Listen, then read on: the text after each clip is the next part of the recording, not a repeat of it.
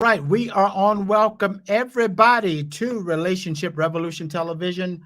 I am Russell Tomlinson, and here with my lovely co-host, Ms. Stephanie Tomlinson. How you doing, Steph? Hey everyone, I am doing wonderful. Well, I'll tell you what, we have a dynamic show tonight because we're going into part two of I wish what I wish I knew before I got married. And I wanted to get that right because there's so many people that are in relationships that have regrets. And Hmm. not only in marriage, you can also apply tonight these things to friendship, the job, and so on and so forth. We had a great show last time, and we're going to go deeper this time around because, Stephanie, one of the things that a lot of people will not admit to, Uh-huh. but the thing that they also wish that they knew Hmm. was how to be a better communicator. Oh, And so definitely. we're going to cover some things as far as being an effective communicator. But before that, you see it right there on the screen. Please, it helps us out a whole lot for you to like, share, follow, or subscribe at Russell Tomlinson. You see it right there. So please do us a favor because we want to get the word out concerning relationship revolution.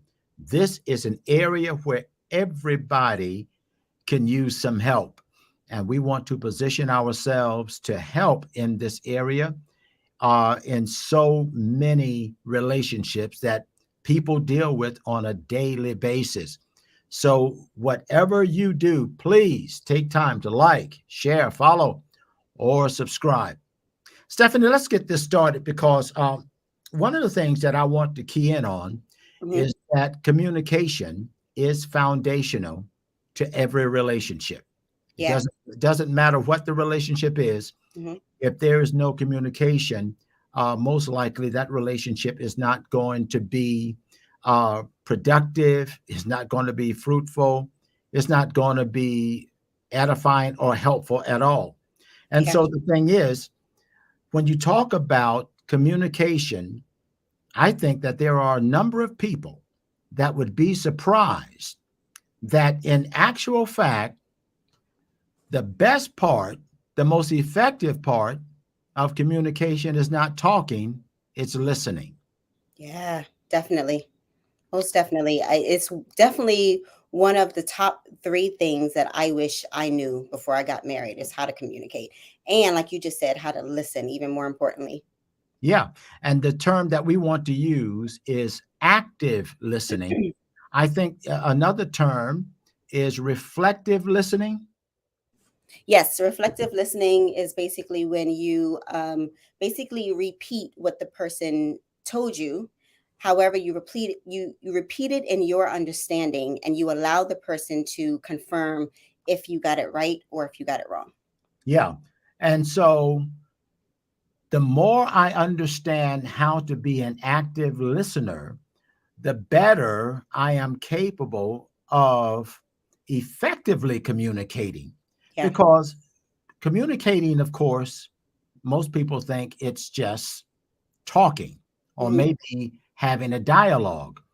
But even if people are talking and dialoguing, Hmm. and there is no one that is an active listener, somebody that listens based on them wanting to understand what the other person is thinking and what the other person is feeling. Yeah. A Mo- lot. One thing that I can honestly say, especially when I used to get in a conflict, at a younger age, is when the other person was speaking, I was more interested in thinking about how to respond, because I had a point Yes, to prove. yes, It doesn't matter what your point is. I have a point to prove. So while you're talking, I'll let you talk. But while you're talking, I'm thinking about how I'm going to respond to you or what point that I'm trying to prove. So, no, that is absolutely the opposite of active listening. yeah, and that's a very good point Hmm. because when there is like a conflict or there is some kind of disagreement, uh, or just a straight up argument, Mm-hmm. What people are generally doing is trying to clap back. Yeah. They want to clap back. They want to make their point. They want to win an argument. And they think they have communicated because the thing is, well, we discussed it and Mm-hmm. we were talking, we talked about it, but they Mm-hmm. really never communicated because neither person understood what it meant to be an active listener. And Mm-hmm. that's a big deal Yeah. because once you understand what listening does, listening proves that you are concerned, that you care, and that the other person's, whether it's a complaint or whether they just are sharing their feelings, you're actually showing that you are interested in Mm-hmm. how they feel. And so rather than trying to, and we're going to give some examples later on, Mm-hmm.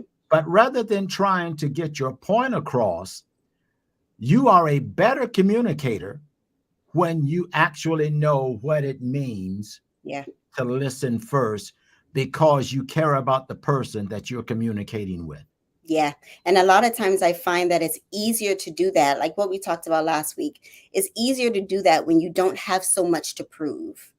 When your focus is not just trying to prove a point, or your focus is not trying to prove that you're right, or wanting to be right. And so typically when you're not trying, or you're not too concerned about being right, then you're able to actually listen to what your partner is saying.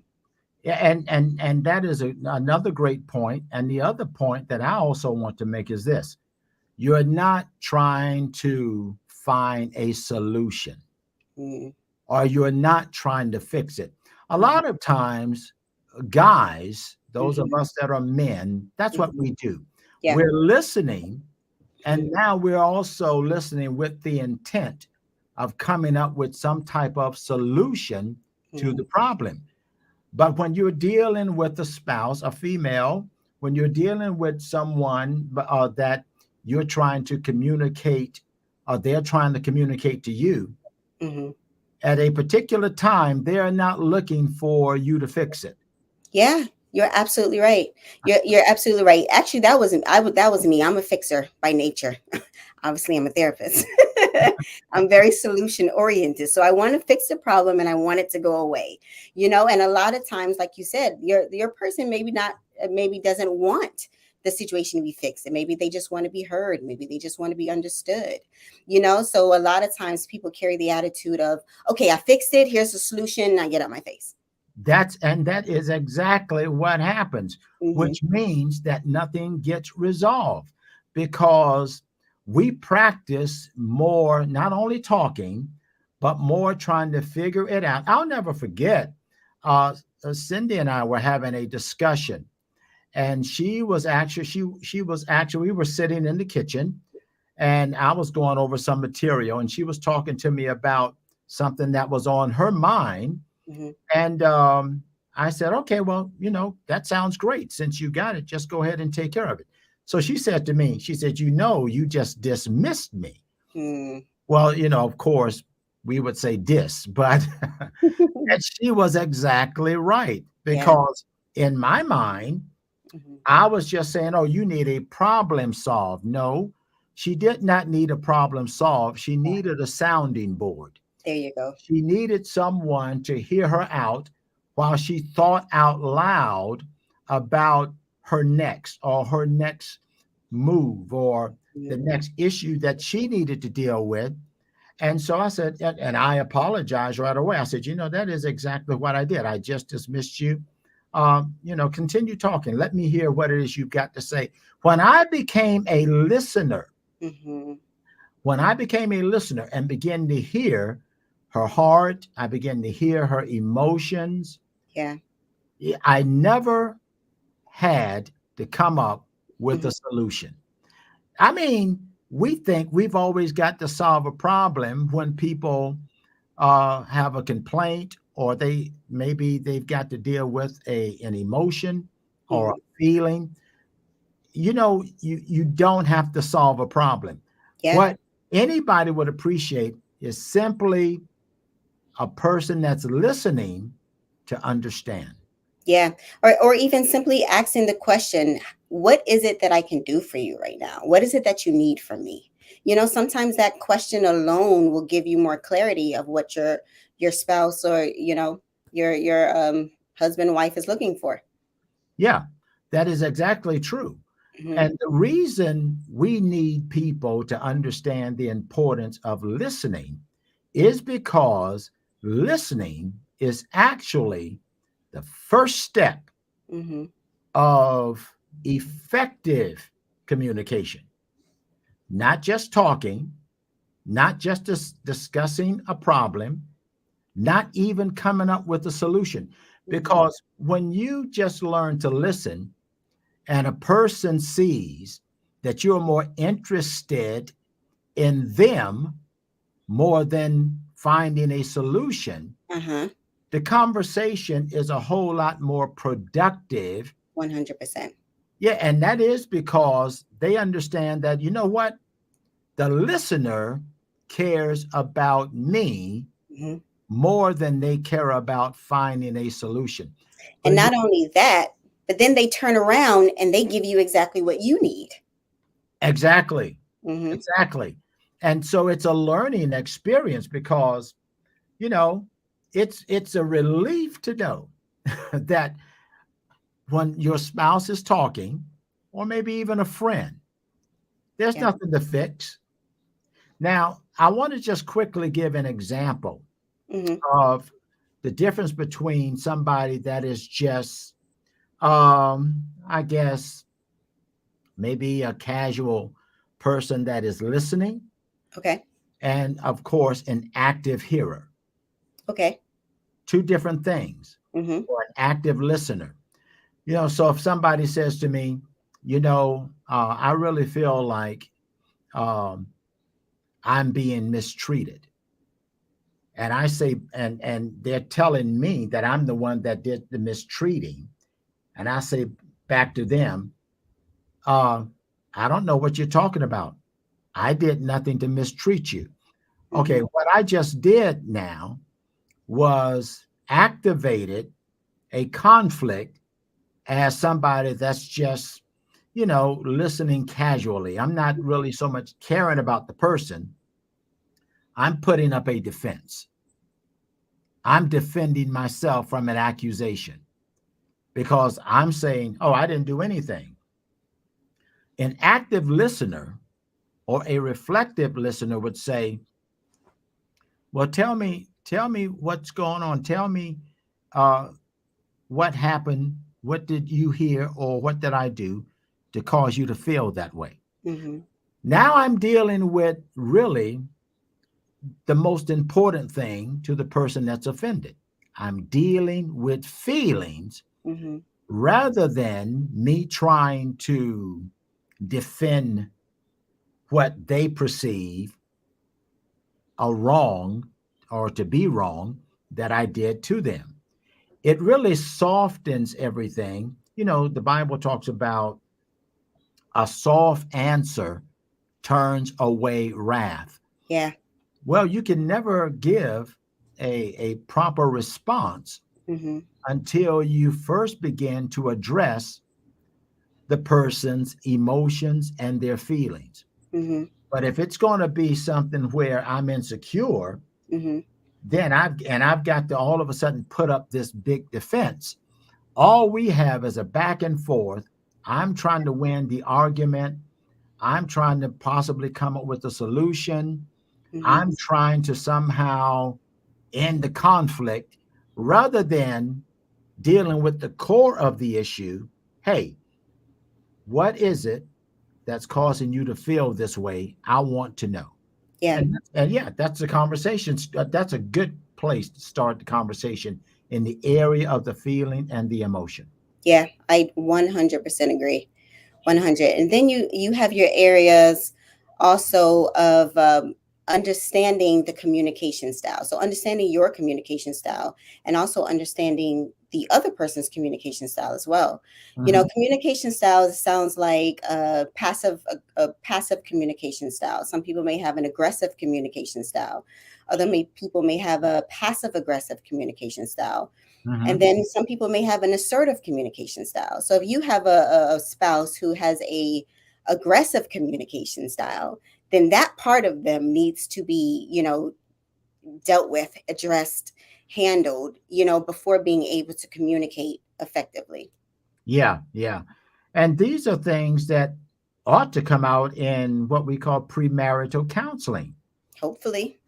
But generally, what we find is, for the most part, even after you go through sometimes it's 6 weeks, sometimes it's 8 weeks. I've probably done sessions with some certain people up to almost 12 weeks. Yeah. And once they get through that initial counseling, marriage counseling, whatever the case may be, it seems as if they just want, it's something that they just had to get through, Hmm.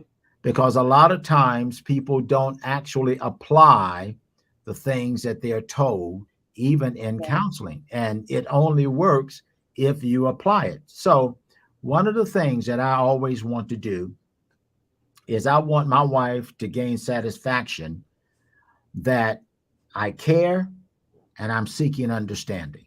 Hmm. That basically puts fires out. Yeah. And in order to just be a listener, you've got to be a person that's secure. Because generally, if somebody has a complaint, Hmm. that's when we start to defend ourselves. 100%. Yeah. And we want to win the argument. We want to make ourselves look good. And and when somebody comes and says to me, well, you have offended me, Hmm. um, the first thing that I don't want to do is judge them. I'm not trying to agree or disagree. Hmm. They could say something and I disagree with it. But the thing that is most important is that I stay focused on the fact Hmm. that I want to deal with whatever emotional disturbance that they're dealing with, so that I can actually point out to them that I care about you as a person. Hmm. It's a great problem solver, actually, Yeah. and it makes all your relationships go a whole lot smoother. It's true. I remember getting into a disagreement, and I think I contacted you for help of how to handle something. And I remember you telling me, look, somebody's going to have to be the mature one in the situation. You said that a lot. And finally it clicked. You know what? Somebody's going to have to be the mature one in the situation. So, don't count on, your spouse to be that person. You be that person. Yeah, and the thing about it, you know who the mature one is based on their ability to listen first. Yeah. Listening is a diplomatic art. I've studied and looked at diplomacy uh, Hmm. in geopolitics, um, diplomats that from different countries, and they come together to negotiate a problem or deal with some international issue. Hmm. One of the things that I've noticed about a really good diplomat is that they understand how to win friends first. Mm. Good diplomats Yep. do not see, or let's put it this way, they don't deal with their counterpart as an enemy. They may be an enemy, but they approach them, Hmm. speak to them, Hmm. communicate with them Hmm. as if they are friends. Yes. That's a very important skill. And once again, it takes a lot of maturity. It takes growth. You Hmm. know, when you said that, I thought about the scripture when Jesus told his disciples, "Look, if anybody offends you, you got to forgive them 70 times 7." And they freaked out. The first thing they said was, "Increase our faith." Yeah. And basically, what Jesus told them was, "You don't need your faith increased. What you need is to use what you have available to you right now. Hmm. And then you build on that." Communication is not something that we uh, get right immediately. Yeah. Communication is something that you learn over a period of time. But Hmm. the better you become at it, the better your relationships become, because once again, we're talking about a foundational aspect of all relationships, and that is really good communication. Yeah. You're creating a safe space, a trusting environment. Yeah, yeah. And setting times to talk. Sometimes there could be a conflict, and folks said, "I don't want to talk right now because I may say the wrong thing." Okay, well, I tell you what, when will it be? The next hour, the next day, the next three Hmm. days, next week? You give people time to deal with their process. And Yeah. when they deal with their process, then you schedule that time of communication and Hmm. you get the problem solved. But it's Hmm. great to have two listeners. Yeah. One of the other techniques, Stephanie, that I use is everybody in a disagreement, each person gets about between 5 minutes, about 3 to 5 minutes to share their points of view. Oh, that's a long time. 3 to 5 minutes. Yeah. Yeah. Well, if you have a real deep issue, that Hmm. 3 to 5 minutes will go by really quick. Yeah, no, definitely. And you're not going anywhere. And I think that's Yeah. important. You understand that we're going to be here. We're willing to both jump in the ring together. We're willing to hash it out. So if we're not going anywhere, then that 3 to 5 minutes won't feel like eternity. Well, yeah, there's some situations where if people have the time, there are some situations where couples have to just, it may be a 2 hour or 3 hours, could Hmm. be an all night situation, whatever it takes. But the main thing is you've got to have the skills Hmm. or understand what those skills are and then apply them and have emotional intelligence. You can feel a lot of ways, but you don't speak everything that you feel. Yeah. You don't speak frustration. You have to understand tone and tenor. The tone of my voice is important when I am in a place where I need to communicate, where there is a disagreement or there's some kind of conflict. Hmm. The words that I use, also, they are important. They're different. I could say something like, um, I you're tripping me out. That's not a good thing to say in the middle of a situation where there's a intense disagreement. It Yeah. would- it would be better. See, that's the tenor. It would be better to say, "You know what? There are just some things that I'm trying to process right now," Yeah. You rather than "You're tripping me out." Yeah. I recognize in a lot of couples counseling, I recognize that typically one spouse likes to shut down while the other one wants to fix it immediately. I typically find that I guess discord when one spouse wants to fix it immediately. No, we're talking now, and the other, spouse needs some time, or maybe they're more of a processor and they need to think about it first. What would be your solution to that couple who can't seem to work it out because one wants to deal with it immediately and the other one wants to process? Okay, I'll start back out. We need a Mhm. time schedule. So that way you'll have an idea that it's going to be dealt with, but it's going to be dealt with at a certain time. The other thing is there is this temptation and people fall for it a lot. They get into these heated arguments in the house, and generally it's men that need to take a walk or take a ride or leave the house. Mm-hmm. Now, that's a very subtle way of actually practicing separation down the road. Mm. And Wow. people don't know it. They're Yeah. practicing. In other words, every time you get into maybe a disagreement, an argument, a conflict, whatever the case, Mm-hmm. and somebody says, "Well, all right, well, I just need to cool off. I got to go." Mm-hmm. Guys do it. Guys do it most of the time. So here's what happens. Here's what happens. Mm-hmm. The spouse sees that as a practice of leaving when things get heated. Yeah. And so, what I generally advise people to do is this: it's just like in a professional fight.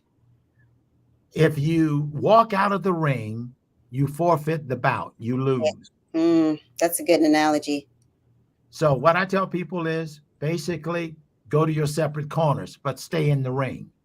Stay in the house. Stay in the house. Go Mm-hmm. to another room, you know, go step out in the backyard, step out in Yeah. the front yard, but stay on the property.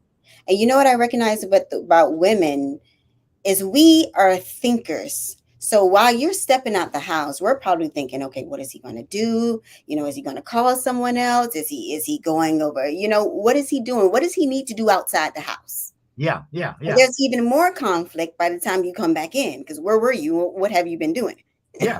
And the other part of that is it's funny to me, but it's serious. You know, there are people that actually, I may as well say it. Mm-hmm. When the Bible talks about submission, it's mutual submission, Mm-hmm. not Yeah. just the woman submitting. Right. It's both parties submitting. One of Right. the ways that a guy submits to his wife is that, like, if he decides to leave, she has a right to ask you, well, where are you going? Mm-hmm. You can't tell her you're not my mama, Exactly. or I'm grown, and I'll no, you have to submit to that question. You have to Mm-hmm. answer her based on the marriage covenant. Well, where are you going? I'm just going to step out the front door for a while. She deserves to know that, Mm-hmm. because the way that it's taught, sadly, even in religious circles or maybe church circles, is that the man is the head, so on and so forth. That's true. Mm-hmm. That's true. But the other issue is this: headship actually means that the man is the head servant. Yeah.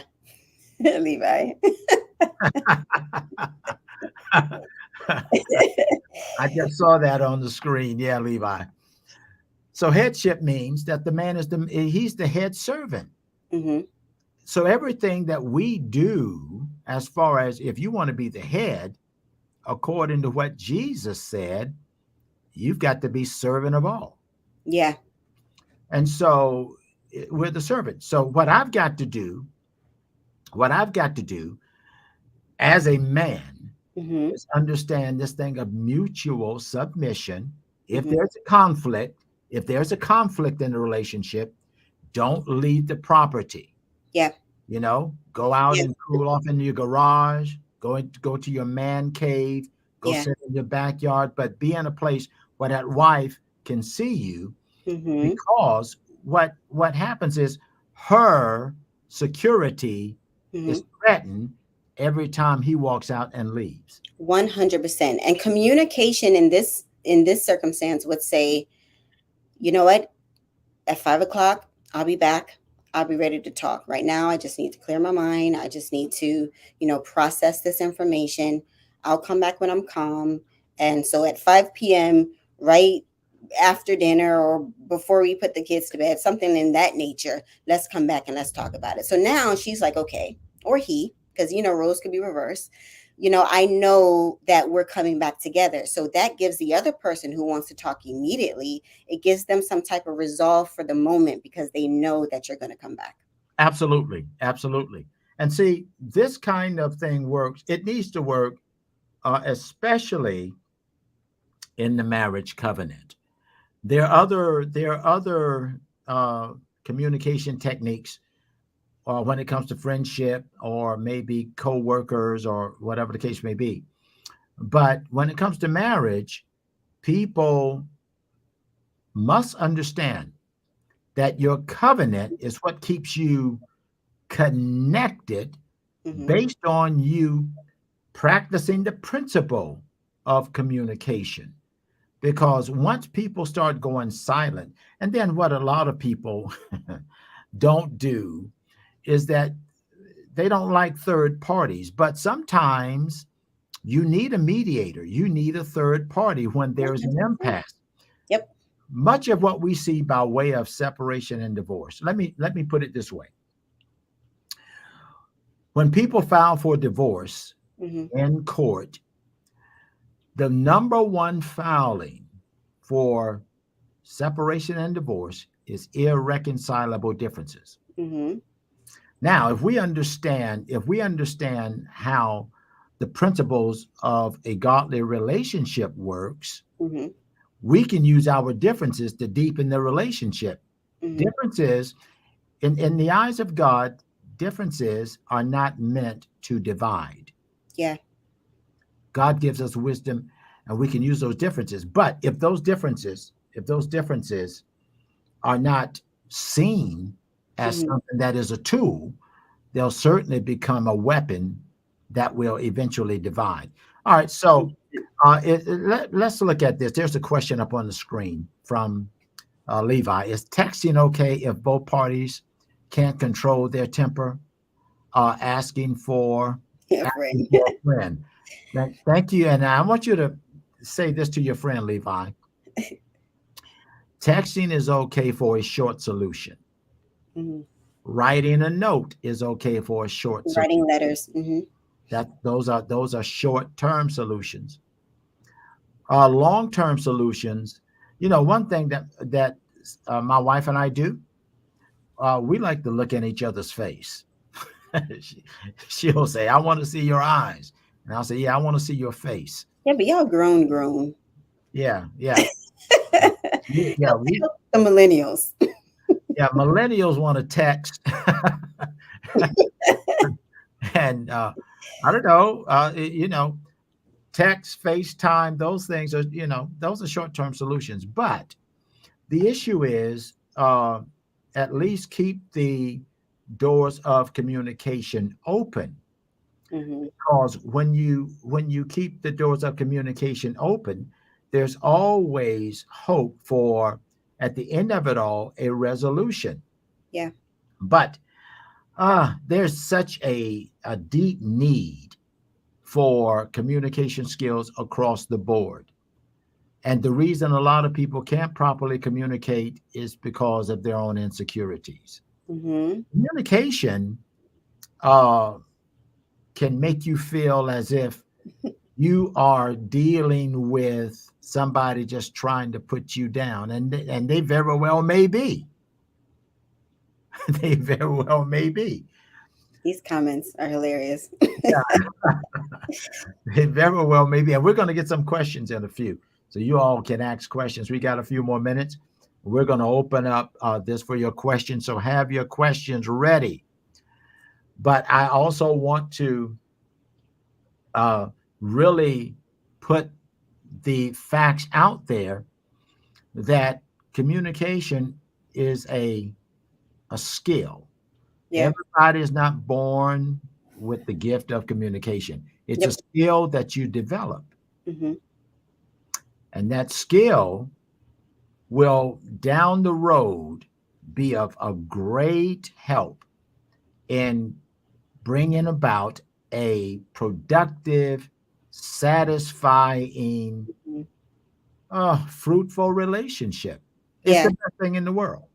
And self-awareness is key because you have to be aware, number one, like I said earlier, you have to be aware of what your communication style is. If you're an aggressive communicator, there's some work to do on yourself, and you have to be willing to put that work in order to become a better communicator. Because like I said, the last session, the last time we talked, it's easy to point the finger. It's easy to say, okay, well, you did this and you said this, but what are we doing that could be contributing to bad communication? Yeah. See, and here's the thing. Here's the thing. When it comes to being an effective communicator, Hmm. I said it earlier. I'll say it again. There is a need for maturity. Here's when Cindy and I have any kind of discussion. If she says anything to me that offends me, I don't ever look to her. You know what I Hmm. want to find out? Hmm. What is in me Right. that's causing me to feel Right.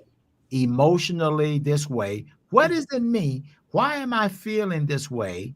Even if it's a criticism, Hmm. why am I feeling this way?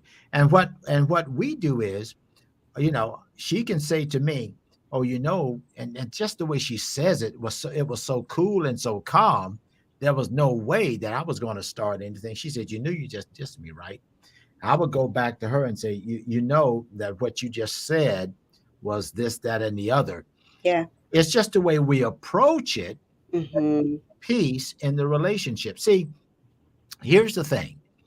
Um, I don't think that most people like to look at what they could possibly find in themselves. It's Gosh, you just, all it's always easier to point at your spouse. yeah. But I don't grow like that. I only grow when I take Hmm. responsibility and Yeah. take time to find out, okay, what is in me that's causing me to respond this way, to feel Yeah. this way? Am I insecure? Do I have an issue? Am I carrying some type of suppressed baggage? What's Hmm. happening to me? Yeah. Because if I don't check me out first, all I'm going to be doing is pointing the finger. There And you go. that's not being responsible.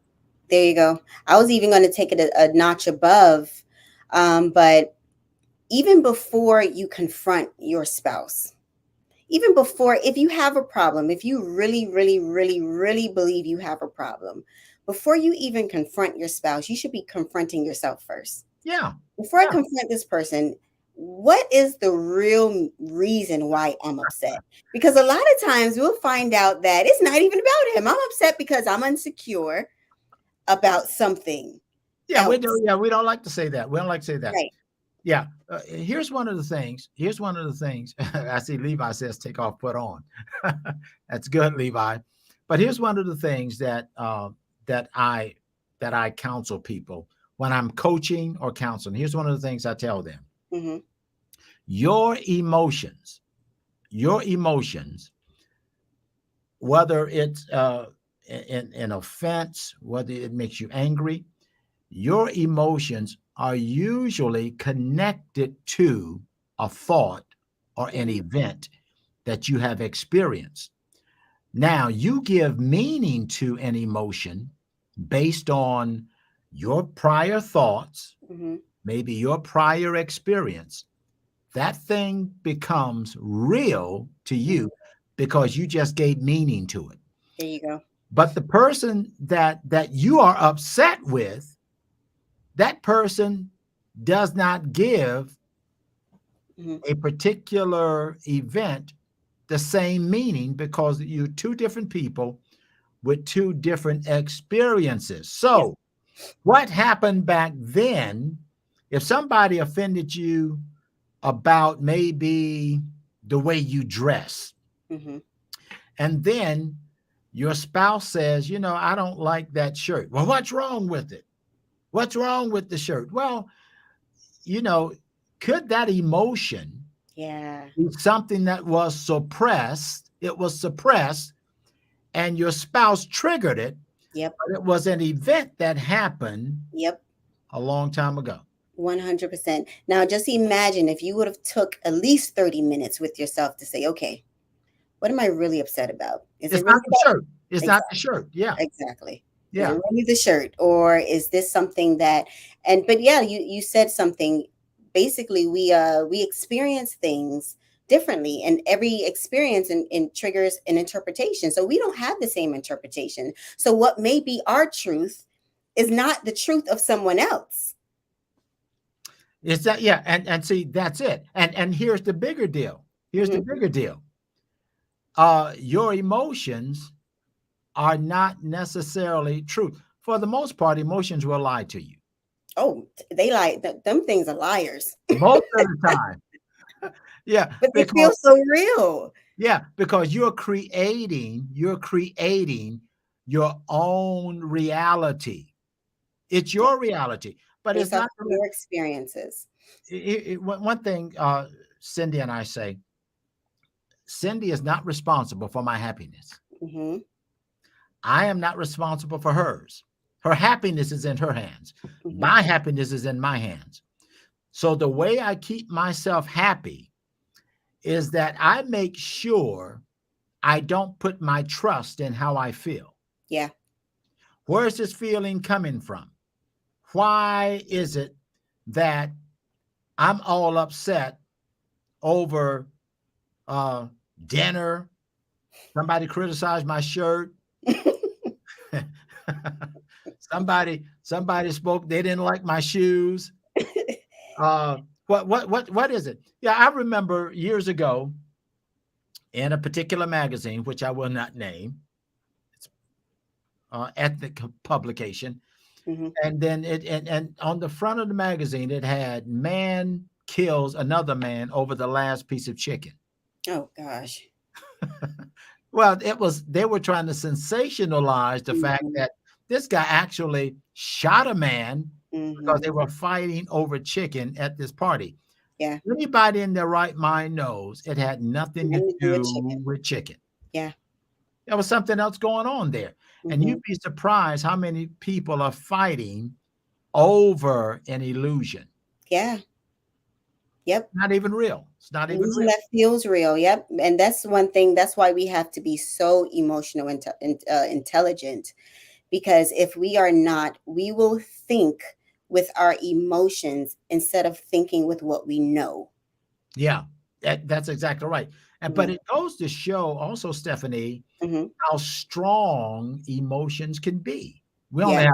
We only have about 3 more minutes. Then we're going to take some questions. But emotions are very strong things Hmm. because uh, when we fail in a relationship, generally it's an emotional failure. Yeah. Yeah. Because emotional intelligence is Hmm. knowing how to control your emotions and not allowing your emotions to control you. Yeah. And those are things that most COVID uncovered the Hmm. weaknesses of a Oh lot of yeah. relationships. Hmm. What does a storm do?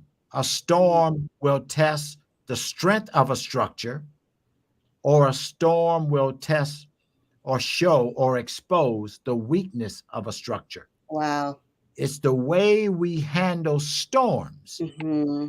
in our relationship that will demonstrate our strength and our weakness.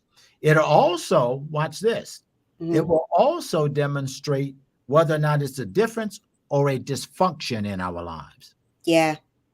Most people cannot tell what is a mere difference and what is a mere dysfunction. Explain that to us. Well, dysfunction is not a personality difference. A Okay. difference is I could like uh, sports, and my wife may not care for sports. Hmm. Dysfunction is I have a poor self esteem, and that self esteem Hmm.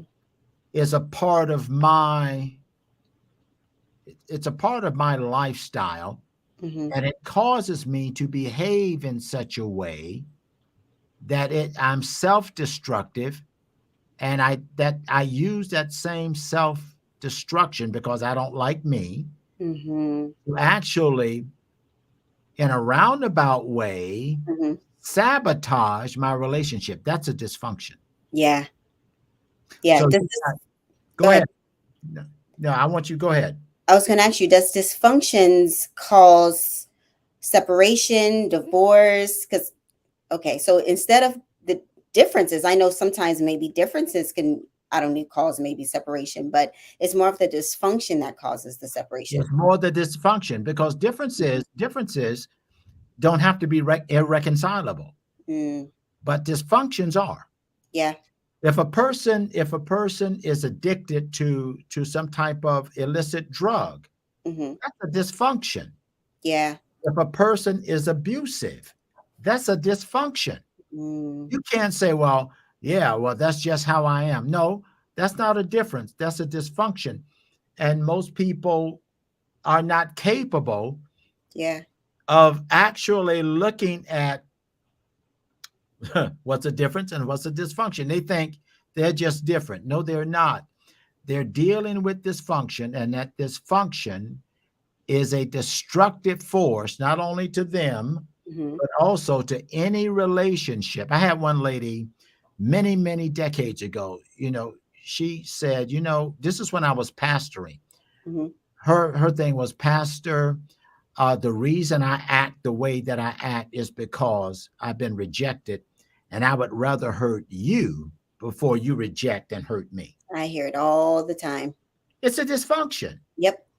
Rejection, man, let me tell you, more people are dealing with the root of rejection, Hmm. not knowing that if you understand the root of it, where it comes from, Yeah. rejection can actually be a tool Mm, to redirect your life rather than keep you in a place of self-defeating thoughts and self-defeating behavior.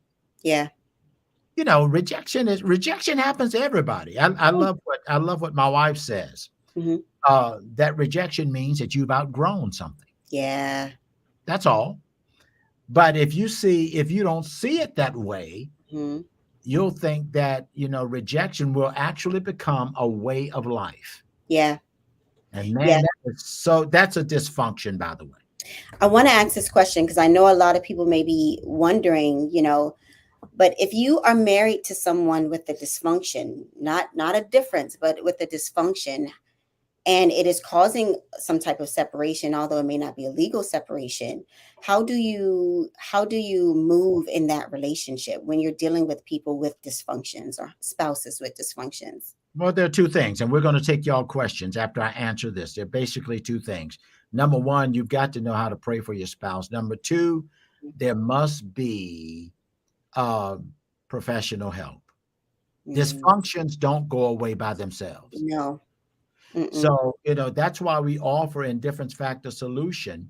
Mm, I counsel and coach singles, I counsel and coach married couples, I counsel and coach people that are in business. The three main areas recently that I'm dealing with is marriage, ministry, and people's money.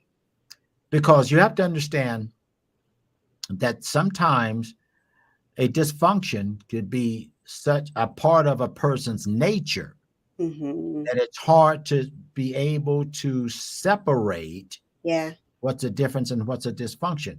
Dysfunction is also a strategy. Mm. When people have a dysfunction, they use it as a strategy, or they can weaponize. Oh yeah. That's usually what happens with dysfunctions. Yeah. I want to go on with this conversation. There's so much more that we could say about it, but Yeah. we've got some questions that we've got to get to. And let's find out if we can pop anything up on the screen. I know we've got listeners out there, and we appreciate you all being with us. But there are just some questions that we want to just take some time. And here's one question: when counseling others or couples, how do you know when to pull away from that assignment, especially if what you are counseling is not being applied? Is there a time frame? There is and there isn't. Let me explain that. We have to, as a people that, as a person that works with people, we have to be able to actually, and I guess I hate to use this word because it sounds so deep, but discern, number one, or have an intuition of who we are working with. Mm-hmm. Uh, I think the basic question is, when do you hold and when do you fold? Mm-hmm. I hope I'm getting this right. Mm-hmm. And you hold based on understanding who you're dealing with. There's some people that want to do better, and it's going to take them time to actually begin to walk in that better. Yeah. There are other people, and I've seen this happen on a Mm-hmm. few times. Mm-hmm. They're going through the motion so that they can eventually say, "Well, I've done it. Now leave me alone." But they have no intention of changing But they at have all. no intention of change, and we have no power Mm-hmm. over those kinds of people. Yeah. But generally, when people come to me, the first thing that I want to deal with is we've got to look at the pain points. Mm-hmm. What is causing so much pain in your life that it has brought about self defeating behavior? I've discovered this. If we can hit those pain points that's causing that disturbance, most people in their right mind Mm-hmm. don't want to continue to live that way. Mm-hmm. So most of the people, I haven't in my practice, I haven't had anybody to quit because when people understand where the pain is coming from and they know that there's a solution, Mm-hmm. generally they want to get out of it. Stephanie, have you had anybody? Yes, plenty. Yeah, I deal with a lot of people who deal with narcissists. So yeah, I've had plenty of people to leave because they realize that this person has absolutely zero intention of changing. And you, after a while, you know, okay, you've been given many chances. We've tried counseling, we've tried this, we've tried that. I've done everything I can do. However, this person is still, their motivation is not there. And usually that is the holding and folding point. But I find this in Christians a lot. The Christians have a hard time leaving because of our faith, and our faith tells us, oh, God's going to fix it. God's going to work it out. God's going to do this. And, just stay strong, hold on. But God is not even going to change a person who's not willing to be changed. that's right. So you have to understand who you're dealing with. Is this person really willing to change, or if they're not? And if they're not willing to change, and there's nothing that you can do. Nothing at all. And God Himself, as you said it, God Himself will not violate our volition. Yep. We have a free will. Hmm. Choose you this day whom you're going to serve. And so I think, and I've done this for over 40 years. So in my estimation, you have to be, if you're going to engage in coaching, counseling, uh, helping people to rehabilitate in some area of their lives, you have to be someone that you have to know people. And you know what? People are generally the same everywhere. I don't care where you go, what country you live in. Hmm. There's human nature is human nature all over the world. And once people, man, I hit some, I have my private clients. My private clients, the reason they go through, uh, their process is because if you point out the pain and then you point out that there is a solution to it, anybody wants to, in their right mind, they want to do better. What's Yeah. causing this pain? Where is this coming from? Is it a spiritual root? Is it a past root? Is it a mental root? What is this all about? Once that's discovered, and folks say, that's it. uh Hmm. I had somebody to come to me and they said, oh, you know um I just hate that my spouse just leaves laundry all over the place. Come to find out, they were harassed about laundry when they were coming up. Oh The baggage that people bring with yeah. them. Now we all have Oh baggage, yeah. All of us. but then there's baggage and then there's cargo. Mm. Oh, explain the difference. I need to hear this. Well, when I travel, and I travel a lot, Mm-hmm. I have a carry-on. That's baggage. Mm-hmm. Uh, Cargo is something that's too big to carry with you. Mm. Jesus put it like this. He said, he said, take my yoke upon you because my yoke is easy and it's light. Like, mm-hmm. Everybody has a little bit of baggage that they carry on. Mm-hmm. But dysfunctional people are dealing with cargo, Yeah. stuff Bigger that than. nobody can bear. Mm. And it's killing them Mm-hmm. because we were never meant to carry cargo. Yeah. And it don't make no sense for both of us to go down. So. Yeah, exactly. I don't know if we got another question, but that was a great question. Thank you. Thank you for that question.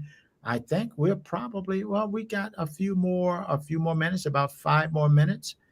Love this. It's hitting home. No intentions of changing. Yeah, Mm. that is the case. Yeah. Now, I don't want to get off into this because it'll take another hour. Mm-hmm. But there are so many people that's telling people that even if, and churches are doing this, even if you have an abusive spouse, Mm-hmm. you have to stay with them. Absolutely not. I don't teach that. No, I, absolutely not. I don't teach. Run Yeah, as fast as you can. you Because run I've from also the. had plenty of clients to end up dead. This is not worth it. Yeah, and Jesus said, if you divorce and marry another, Mm-hmm. that you have committed adultery. And I remember years ago, Yeah. decades ago, uh, there are people that have nervous breakdowns over these things because they don't understand. Yeah. Understand, and we could deal with all kinds of issues about what the solution is. But when Jesus was speaking before he died for the church, he was talking to people that were under the law. Mm-hmm. There is a difference. Mm-hmm. Divorce under the law, and then of course, people will always be getting divorced. A lot of people that are in the church have experienced divorce, Yeah. and we can't throw those people away. Who are we? If somebody gets a divorce, are they all of a sudden disqualified from ministry? When Yeah. the God. scripture says that the gift and call of God is without repentance. Yeah. And God loves us too much to have us to settle into an abusive relationship that's not going to allow us to fulfill our will and purpose. God loves us way too much for that. There was one pastor, and this pastor, had just finished telling his wife off. She ran off in the other room.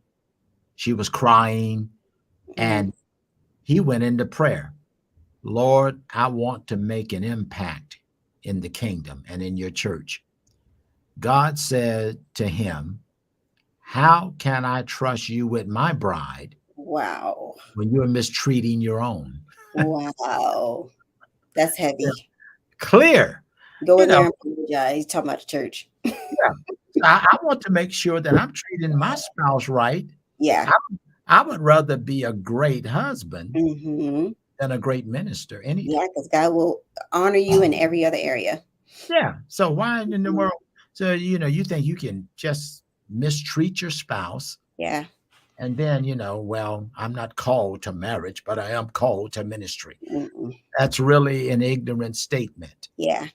Marriage was first, and it is one of the great mysteries. There's only two great mysteries in the Bible: the mystery of godliness and the mystery of marriage.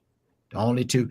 And of course, um, I don't want to go into any deeper than that right there. Mm-hmm. But whatever you have to do to save your relationship, I tell people all the time, Mm-hmm. put together a budget for your marriage, just like you got a budget for everything else in your house. Yeah. Yeah, make sure So you do. important. Absolutely. Steffi, this was, I just enjoy doing this with you. And, you know, we were talking before we came on, Hmm. right there. You said, Daddy, everybody knows what LMHC means. And I said, I don't know what it means. A licensed, Mental health counselor. a licensed mental health counselor. See, I didn't, when I saw it up there, I'm like, those letters look great, but what do they mean? What does it mean? I'm not going to assume that everybody, I know you are a licensed mental health counselor. Hmm. However, everybody may not know that. And so, we are talking about someone who has made mental health their profession. Yeah.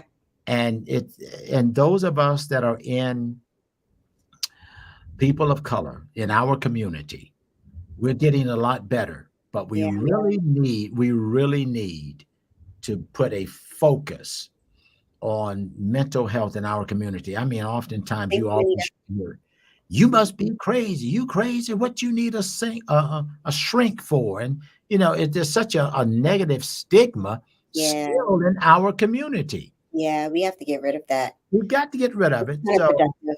that's Mhm. why we got shows like this. That's why we Mhm. got Difference Factor Solution, my coaching program for marriage and everything else whereby there's a need. And I want to get you guys interested that's listening. Well, all the information is there. Send me an email. And look, yeah, your relationship is worth investing into, Yeah. because what we are producing in Difference Factor Solution, we're taking people back to the creation relationship of power couples. Mm. And that's not, I can't even touch it right now. I love it. But I power, already want to hear more. that's what God wants to produce in a relationship. It ain't enough, really, for you all to just be like Al Green. Let's stay together. No, no, no. Like, what's love got to do with it? Oh, yeah. You got to be able to say, okay, we've got to understand that we are people of authority and influence, and God wants us to walk in dominion. That's where I use the term power couple. Mm. So look into our coaching program. It is awesome. And we're at a rate right now where we're doing 100% success, because all of our clients receive insight, information, revelation that we really can't talk about on a public broadcast, but hey, it goes a whole lot deeper. Also, we want you all to make sure that you guys, and thank you. I just heard the Cash App go off. Thank you so very much. And I'll find out who that is. Thank you. And we only call first names on the air. Thank you, Anita. Thank you so very much. Relationship Television actually needs your support so that we can continue to get information out there, which is the foundation of society itself, and that is marriage and family. You're looking for revival in your church. What would you think if I told you that revival will start in your home first? Mhm. Your heart, your home, and then the house of God. That's God's order right there. And I want you all to take time. You see the Cash App right there. And thank you again for your gracious consideration. Uh, you know, Not begging. I'll give you an out. You don't have to give. But imagine what happens when you do. Because if you are doing well in your relationships, and there are hundreds of millions really that's not doing well, then you are actually going to share in the reward that we get for this kind of ministry. It's really not so much, it's not so much up to the church to make our relationships work.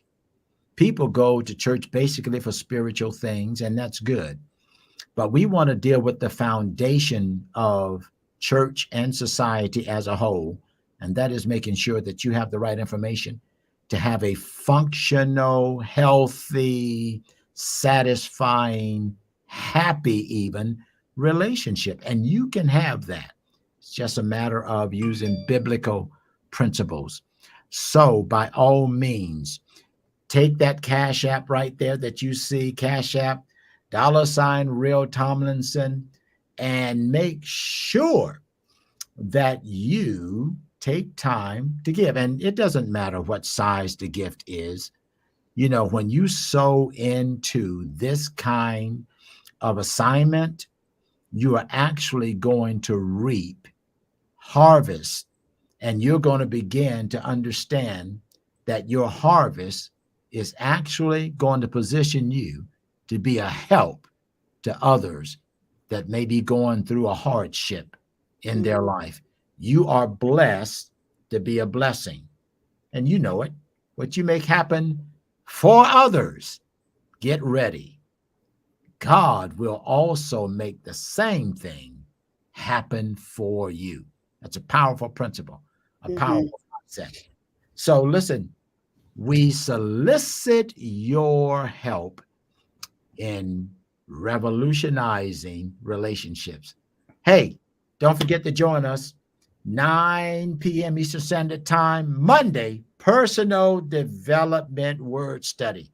I help you on an individual level in that right there. It's not about, thank you again.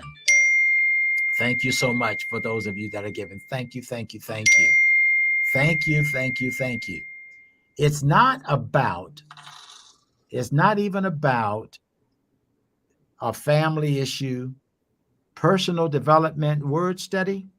That's about focusing in on bettering you as an individual. Clubhouse, I'm on there every Tuesday. Hey, if you weren't with us this Tuesday, just go on Clubhouse, Russell Tomlinson, and listen to what we did just last Tuesday. It will benefit you. And then, of course, my favorite, of course, I get to do it with my youngest daughter, Stephanie, Relationship Revolution Television. This thing is so much fun. Yeah, I love it. Yeah, it is so much fun, and I'm appreciative that I get to do this with you. So thank you, Stephanie, for your help. Thank you for having me once again. Yeah, well, you'll be back again next week because you are the co-host. And we talked about possibly learning how to fight fair. Oh yeah, that's a good one. Yeah, we touched on a little bit today, but it goes so much further. So that would be a great one. Okay, let's deal with learning how to fight fair next week. Okay. Because you're going, we just fight. I don't fight. Yeah, there are emotional fights, not just physical fights. There are spiritual fights. Listen, we will see you all the next time, and we're going to talk about this is how you can not just win the fight, but you can win the affection of the person you're fighting with. That's good. It's going to be good. Y'all have a good night. See you next time. Bye, everyone.